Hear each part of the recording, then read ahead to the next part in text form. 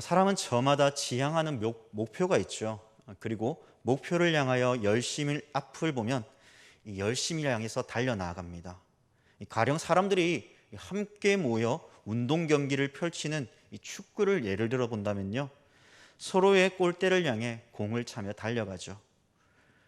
그리고 마침내 골대에 다가왔을 때에 슛을 날림으로써 이 점수를 올리게 됩니다. 그리고 경기를 하는 내내 수많은 일들이 펼쳐지죠. 무엇입니까? 골대를 향하지 못하도록 서로의 공격과 수비를 펼쳐나가며 골대에 다가가지 못하도록 합니다. 왜이죠? 그들에게 맡겨진 사명은 말 그대로 골을 넣는 것과 골을 넣지 못하도록 수비와 공격을 통해 팀을 지켜내는 일이기 때문입니다. 이것을 잘 해내야 팀의 승리를 가져다 줄 수 있죠. 하지만 이러한 공격과 수비를 통해서 서로를 견제하고 막아서지만 결국 승리하는 팀은 나오기 마련입니다. 무엇보다 이 과정에서 수많은 일들이 경기 중에 나타나는데 이 수비와 공격에 이 수많은 체력적 한계와 인내를 느끼게 되는 것이죠. 놀라운 것은 이러한 모든 것을 골에 대한 집념과 승리에 대한 집념으로 그 모든 체력적인 한계를 이겨내며 결국에는 어떠한 방해와 어려움에도 포기하지 않고 앞을 보며 슛을 넣겠다는 집념으로 달려나아가 마침내 목표를 향해 최선을 다해 승리하는 그 기쁨을 그들은 누리며 살아간다는 것입니다. 결국 무엇을 향하여 나간다는 것은요, 그 목표를 향해 다른 그 어떤 것들로부터 자신을 지키며 다른 것에 귀를 기울이지 않는 것입니다. 목표한 바에 열정을 다해 그 길을 걸어가는 것이죠. 오늘 시편 81편에도 이 향하여라는 단어가 2번 등장하게 됩니다. 첫 번째는 능력이 되시는 하나님을 향하여, 두 번째는 야곱의 하나님을 향하여입니다. 특이한 점은 반복되는 구절 속에서 하나님을 향하여 기쁘게 노래하라는 것과 또 야곱의 하나님을 향하여 즐거이 소리치라는 것입니다.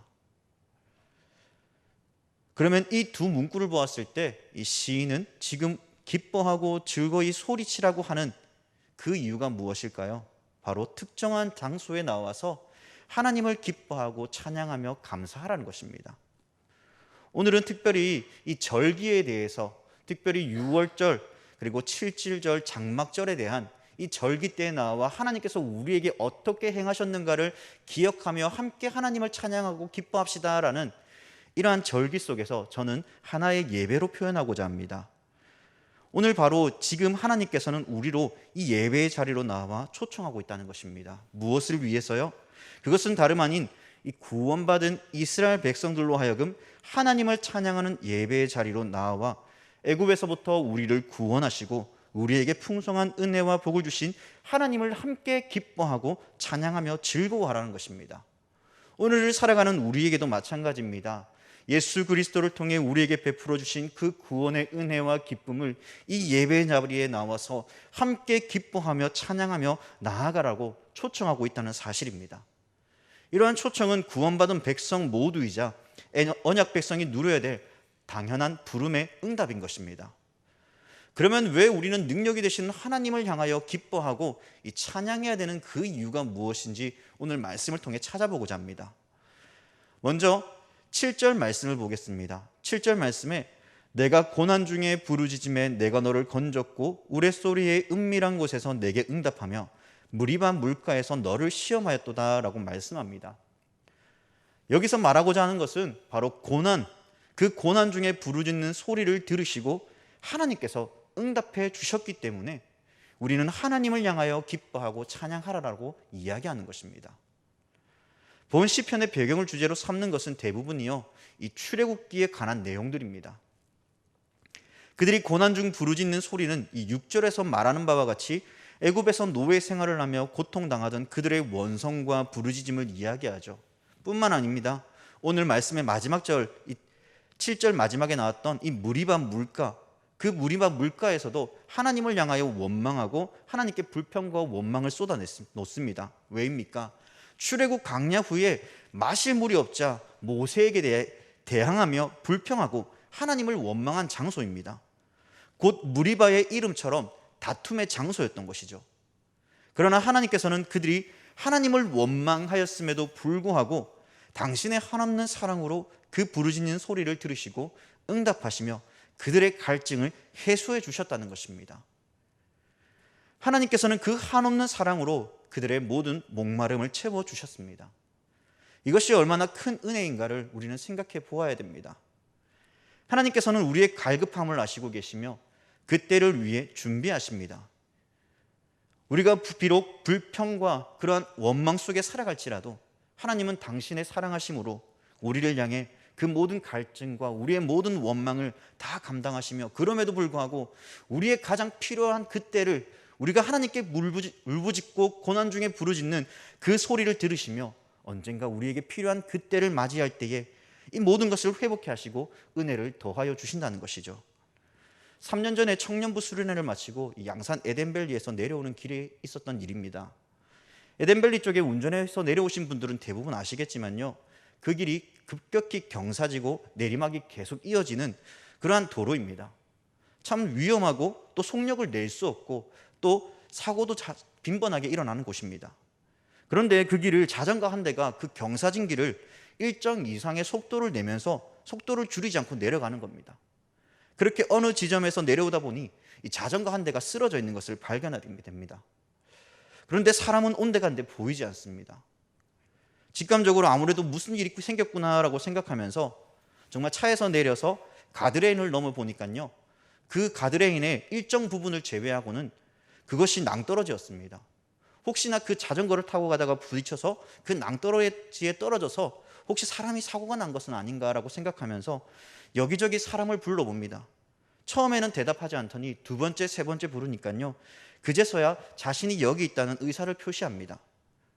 그런데 그 사람이 그 시간 동안, 그 쓰러져 있는 그 시간 동안 얼마나 많이 불안했을까요?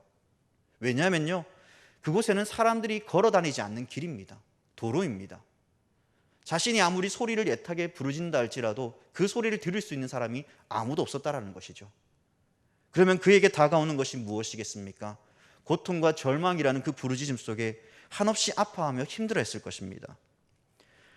그 부딪힌 충격에 의해 몸이 뒤틀려 결국 움직일 수 없는 그 상황에 놓여있자 그는 힘들어했습니다.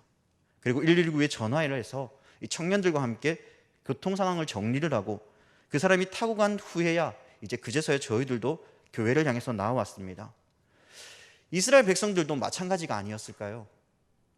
애굽에서 종살이를 하며 부르짖지만 서로가 힘든 상황이었고 그 부르짖음에도 애굽은 꿈쩍하지 않았습니다. 고통만 더해갔죠. 하나님께서는 모세를 세워 애굽에서 그들을 건져내시고 인도하셨지만 사람들은 오히려 자신들에게 닥쳐온 그 문제를 향해서만 불평, 불만을 내뿜으며 오히려 종으로 있을 때가 더 좋았다라고 불평을 내놓는 그들을 바라보면서 또 당장에 마실 물이 없었기 때문에 자신들에게는 그 시간이 고통의 시간이자 힘겨운 시간들이었으며 결국 모세를 원망하고 하나님을 원망하는 그때에 그럼에도 하나님께서는 그 백성들을 향해 어떻게 대하셨습니까?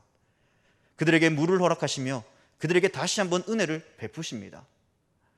어쩌면 우리에게도 우리의 고통과 부르짖음을 하나님께 아뢰일 때 응답하시지 않는 것처럼 보이지만은 그럼에도 여전히 우리를 인도하시며 도우시는 그 하나님을 우리가 제대로 보지 못할 뿐 우리와 함께 하시며 도우시는 하나님은 여전히 지금도 나와 함께하고 계십니다. 그러므로 우리는 우리의 능력이 되시는 하나님을 향해 감사하고 기뻐하는 그분의 이름을 높이는 삶을 살아야 되는데 왜 그렇습니까? 그분께서 우리를 구원하시며 우리의 부르짖음을 듣고 계시기 때문입니다.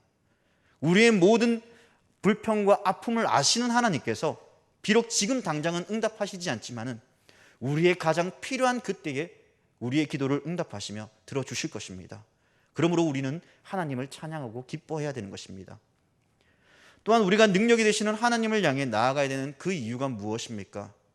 다름 아닌 이 분주함으로 인해 잃어버렸던 우리의 마음을 돌이켜 하나님의 소리를 듣도록 우리로 초대하시기 때문입니다. 11절 말씀입니다. 내 백성이 내 소리를 듣지 아니하여 이스라엘이 나를 원하지 아니하였도다. 여러분, 우리는 살아가면서요 너무 동분서주하며 바쁜 일상을 살아갑니다. 그렇게 바쁘게 살아가다 보니요 종종 우리는 중요한 것들을 잃어버릴 때가 있습니다. 그러므로 세상 가운데 바쁘게 살아가는 우리를 향해 은혜의 방편들을 허락해 주신 것이죠. 그 바쁨으로 인해 정작 하나님께 나아가지 않으면 우리는 세상이 주는 쾌락과 그 즐거움에 도취되어 하나님께서 주신 그 은혜들을 쉽게 잃어버리게 됩니다. 그 계명과 언약의 말씀을 잃어버리면 결국 우리는 12절에 나오는 말씀처럼 하나님의 그 버림을 당하게 됩니다. 그러므로 은혜의 자리로 나와 8절의 말씀처럼 하나님의 말씀을 듣고 증언하며 소리를 들어 은혜의 기쁨을 회복해야 되는 것이죠. 그러면 다시 말해서 무엇입니까? 하나님의 말씀을 들을 수 있는 그 은혜를, 그 회복의 때를 우리에게 허락해 주심에 우리는 감사하며 기뻐해야 된다는 것입니다.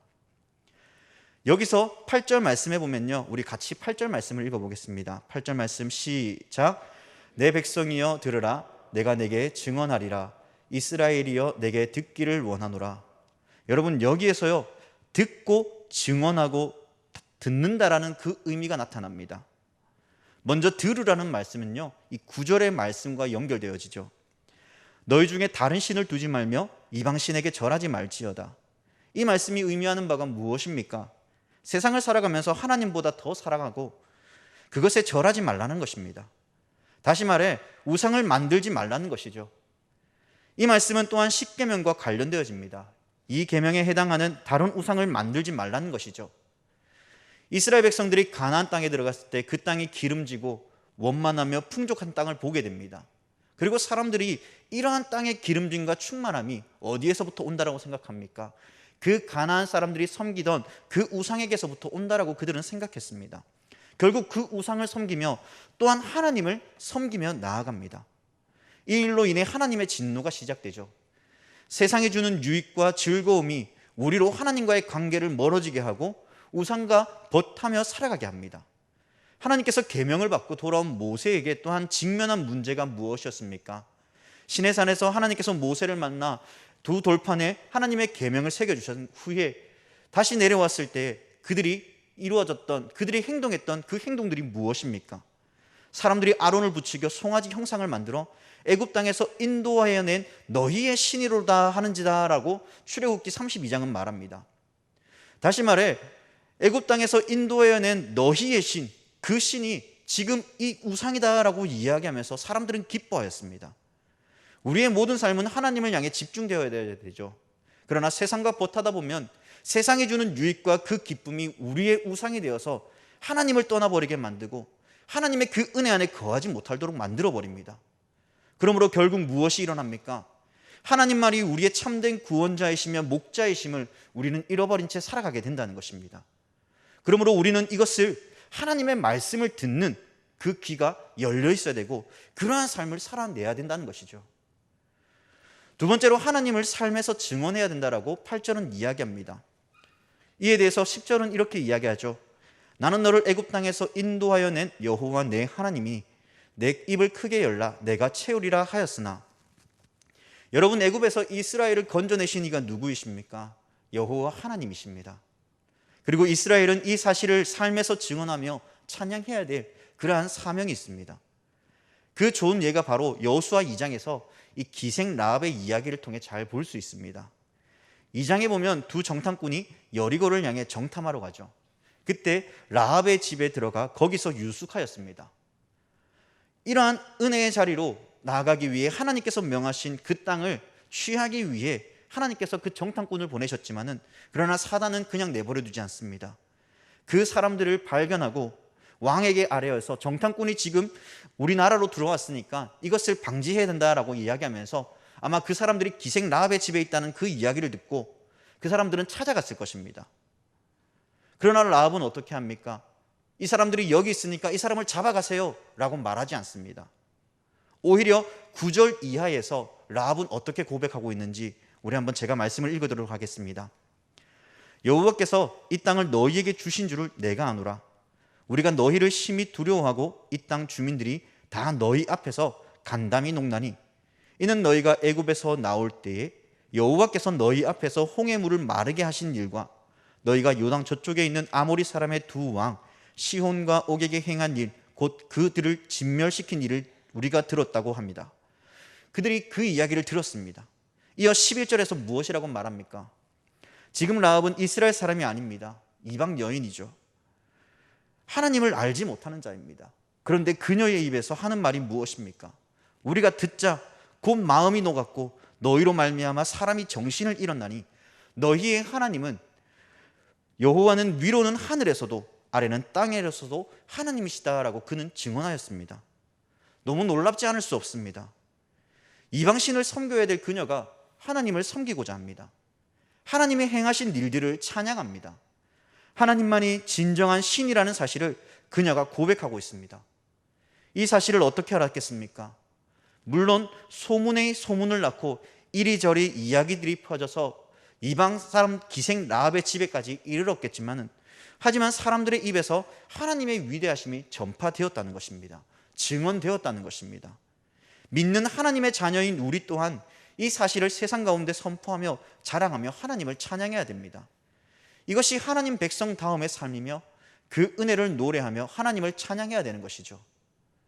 그러면 우리는 이러한 삶을 나의 삶에서 과연 나는 선포하며 살아가고 있는지를 한번 돌아봅시다. 우리는 하나님을 향하여 예배하며 찬양하며 기뻐합니다. 그러나 우리만의 그 축제로 끝나며 혹시 돌아가고 있지는 않는지를 돌아봅시다.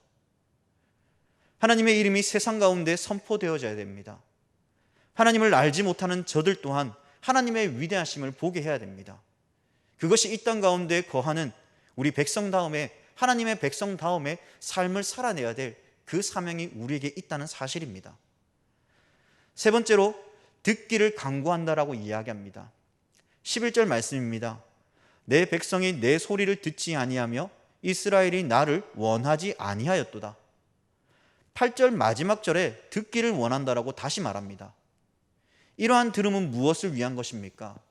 바로 불순종에서 징벌을 피하도록 하기 위한 하나님의 은혜인 것입니다. 왜입니까? 죄인의 자리에 두어 죄인으로 징벌받지 않도록 하기 위한 하나님의 은혜인 것이죠. 로마서 1장 24절에 보면요, 하나님께서 그들의 마음의 정욕대로 더러움에 내버려 두셨다라고 이야기합니다. 왜입니까? 하나님께서 그들을 버리셨기 때문입니다. 하나님께로부터 버림받는다는 것은 말 그대로 큰 형벌입니다.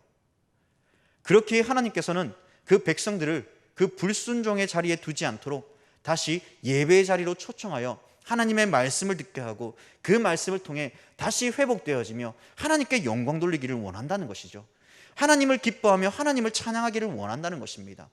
세상의 관점을 향해 나아가는 것이 아니라 하나님 중심적인 그 삶을 향해 나아가도록 이끌어가고 있다는 것이죠.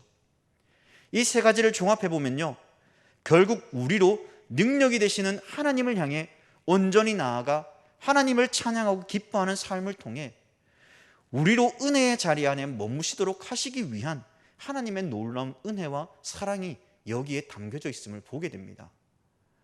그러므로 우리는 하나님의 말씀에 순종하며 우리를 초대하시는 그 부름에 합당하게 반응하는 삶을 살아가야 되는 것이죠.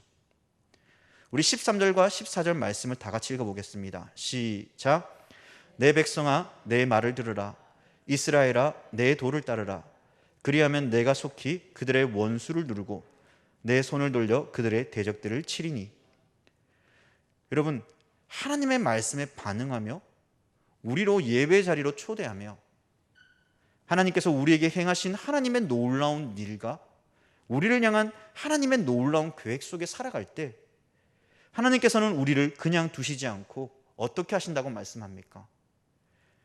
우리의 원수를 누르시고 하나님의 손을 돌려 그들을 치시며 그 길을 따르도록 우리를 인도해 가십니다. 그러므로 우리는 능력이 되시는 하나님을 향하여 기쁘게 노래하며 하나님을 향하여 즐거이 소리쳐야 된다라고 이야기하고 있습니다. 말씀을 정리하겠습니다. 오늘 서두에 말씀드렸듯이 저마다 운동선수들이 왜 목표를 향해 나아가는가라고 한다면 자신을 끊임없이 단련하고 그 단련되어진 것을 뽐내며 우승의 환희와 기쁨이 그들에게 있습니다. 그러면 왜 우리는 능력이 되시는 하나님을 향하는가라고 했을 때 우리는 이렇게 말씀드려야 되겠죠. 하나님께서 우리의 승리자가 되시고 인도자가 되시며 우리의 찬양할 이유가 되시는 분이기 때문입니다. 그렇기에 우리는 하나님을 향해 나아가는 것이죠. 저의 오늘 말씀 제목이요, 능력이 되시는 하나님을 향해라고 정했지만 이것을 마지막으로 전하기 위해 수식어 하나를 붙이지 않았습니다. 그것은 다름 아닌 1절 말씀입니다. 우리 1절 말씀 다 같이 한번 읽어볼까요? 시편 81편 1절 말씀입니다. 시작. 우리의 능력이 되시는 하나님을 향하여 기쁘게 노래하며 야곱의 하나님을 향하여 즐거이 소리칠지어다. 여러분, 능력이 되시는 하나님을 향하여 앞에 붙는 수식어가 무엇입니까? 우리의 능력이 되시는 하나님을 향하여입니다. 다시 말해 하나님의 백성, 이제는 예수 그리스도로 말미암아 하나님의 자녀가 된 우리 모두에게 능력이 되시는 하나님께서 우리를 위해 당신의 큰 능력을 나타내시고 과거 이스라엘 백성들을 애굽에서 지키시고 보호하셨던 것처럼 이제는 우리로 이 땅의 권세 잡은 자들과 대적자들의 손과 사단의 권세로부터 능력이 되어주셔서 하나님께서 우리를 지키시고 인도하여 주실 것을 하나님은 말씀해 주고 있다는 사실입니다. 그러므로 우리의 능력이 되시는 하나님을 향하여 우리 모두는 기뻐하며 소리치며 찬양하고 열방을 향하여 하나님의 위대하심을 높이며 찬양해야 됩니다. 그러한 삶을 살아가는 우리 모든 성도들이 되어야 되는 것이죠. 오늘 이 시간 저는 여러분들에게 간절히 부탁드리겠습니다. 우리의 능력이 되시는 그 하나님을 향하여 어떠한 어려움 가운데 있다 할지라도 하나님이 우리를 지키시고 인도하시며 우리의 도움이 되시는 그 하나님 앞에 날마다 하나님을 찬양하며 기뻐하며 소리치는 그러한 성도님들이 되기를 주님의 이름으로 간절히 부탁드립니다. 기도하겠습니다.